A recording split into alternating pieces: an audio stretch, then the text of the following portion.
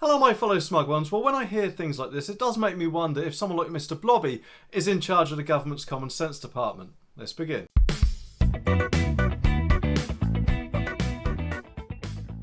Okay, this story is from The Sun and it says, fraudsters have swindled £5 billion from the C word that YouTube doesn't like us to say, loan scheme. But unfortunately that's not all, because apparently 17 billion might not be paid back, a report says. Ministers are accused of overseeing a colossal fraud and error, and of course turning a blind eye to smaller criminals in the hope of recovering more from organised crime gangs. What, the government turning a blind eye? No, surely that can't be the case. Sorry, can't say that with a straight face. Although maybe it's time they actually sent some people for eye tests at, I don't know, somewhere like Barnard Castle for example. Now the National Audit Office said £28 billion has been dished out before anti-fraud checks made sure firms weren't applying for more than one loan. Of course, measures were later introduced, but that came far too late to prevent fraud and focused instead on detection. Okay, I know the various government loans and schemes and further was all done in a rush because of the current situation we're all in.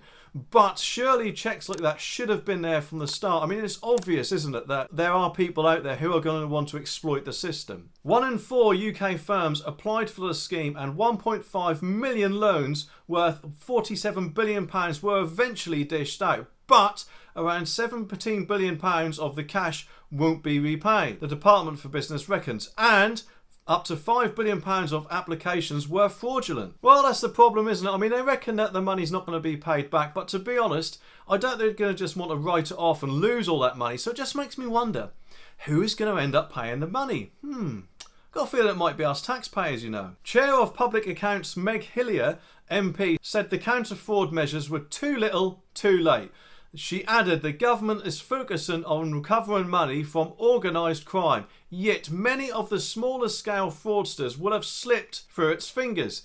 NAO boss Gareth Davies said the government needs to improve on its identification, quantification and recovery of fraudulent loans. Well, you know what? I've got a feeling that guy should go on Mastermind. Specialist subject, the bloody obvious. And I've got a feeling that Sherlock Holmes would probably be a bit worried with him about as well. YouTube's algorithm thinks you'd like to see one of these videos next, so let me know if it's right.